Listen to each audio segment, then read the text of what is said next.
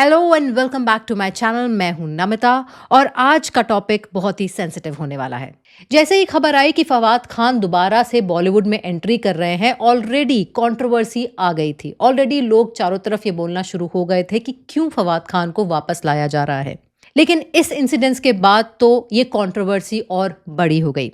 FWIC ने announce कर दिया कि वो इस फिल्म को इंडिया में रिलीज नहीं होने देंगे। MNS ने कहा कि रॉटन मैंगोज को डस्टबिन में ही रहने दो। तो अगर आपको नहीं पता कि पहले पाकिस्तानी एक्टर्स सडनली क्यों नजर आने लगे थे हमें बॉलीवुड में, उसके बाद सडनली 6-7 साल के लिए चले गए, अब वापस से फवाद खान आ गए हैं, तो मैं एक बैकग्राउंड आपको दे देती हूँ। 2016 में उरी अटैक हुआ, जैसे अब पहलगाम अटैक हुआ है, और लोगों का इमोशन बिल्कुल हाई था और गुस्सा कहाँ निकला बॉलीवुड पर।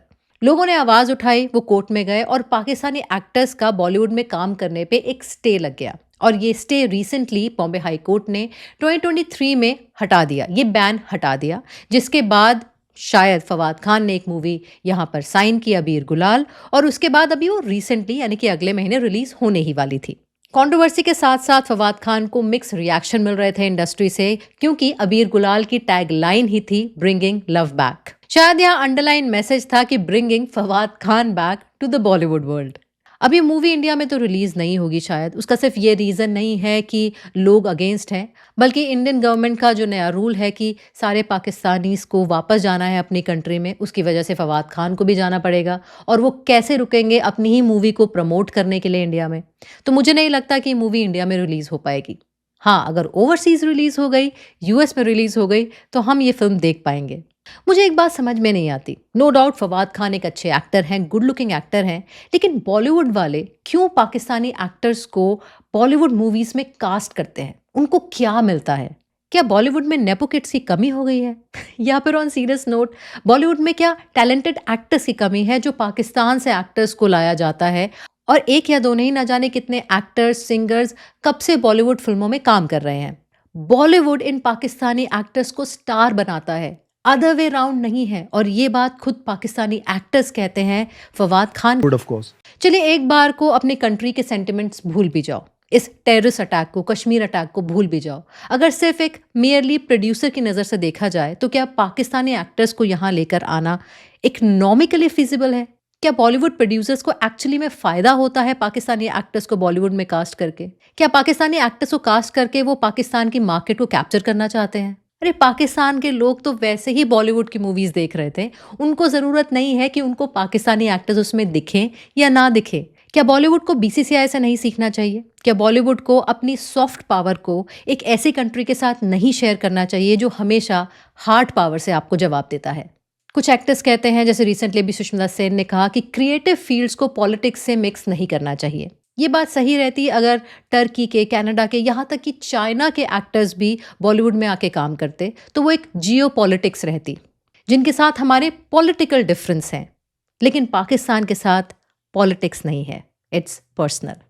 एक बात और नोट करने लायक है, जैसे ये अटैक हुआ उसके बाद फवाद खान ने इंस्टाग्राम पर इस अटैक को कंडेम किया और कहा, deeply saddened to hear the news of the heinous attack in Pahalgam. Our thoughts and prayers are with the victims of this horrifying incident, and we pray for strength and healing for their families in this difficult time. क्या इस message में आपने कुछ note किया? फवाद खान ने एक बार भी इस मैसेज में टेररिस्ट अटैक नहीं लिखा, यहाँ तक कि टेरर अटैक भी नहीं लिखा।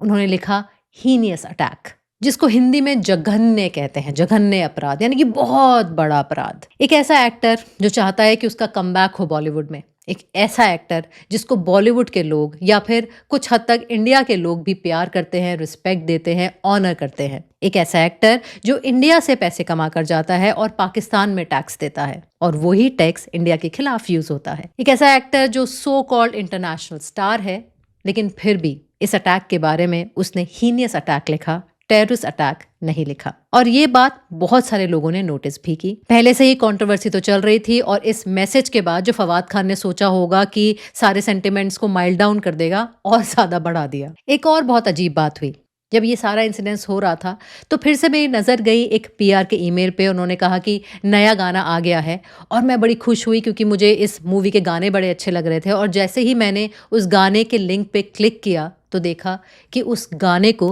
रिमूव कर दिया गया है। फिर मैंने इंटरनेट पे जाके देखा तो अबीर गुलाल के हर गाने को डिलीट कर दिया गया है मेकर्स के द्वारा।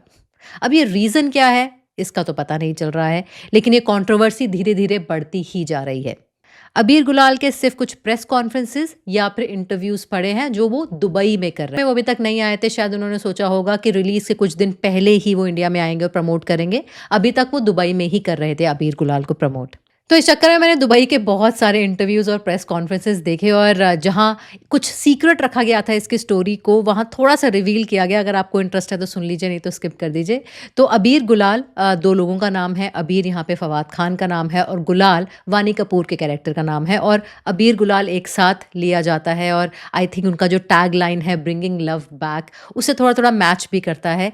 तो देखा आपने एक टेररिस्ट अटैक ने जिसने 28 भारतीयों को मारा, 28 इंडियंस को मारा, उनकी फैमिलीज़ अफेक्ट हुई, उनके फ्रेंड्स अफेक्ट हुए और 140 करोड़ लोग अफेक्ट हुए। उसके साथ-साथ दूर बैठी बॉलीवुड, पाकिस्तानी इंडस्ट्री, पाकिस्तानी एक्टर्स भी अफेक्ट हुए। वो पाकिस्तानी एक्टर्स जो इतने टाइम के बाद अपनी सेकंड इनिंग के साथ वापस आ रहे थे, वो अफेक्ट हुए। आपको क्या लगता है, क्या ये मूवी ओवरसीज़ में रिलीज़ होगी या सीधा अब ओटीटी पे रिलीज़ होगी? कमेंट सेक्शन में मुझे ज़रूर बताइए। इसी नोट के साथ मिलती हूँ मैं आपसे अगले वीडियो में with the review of Jewel Thief. Till then take care and bye bye.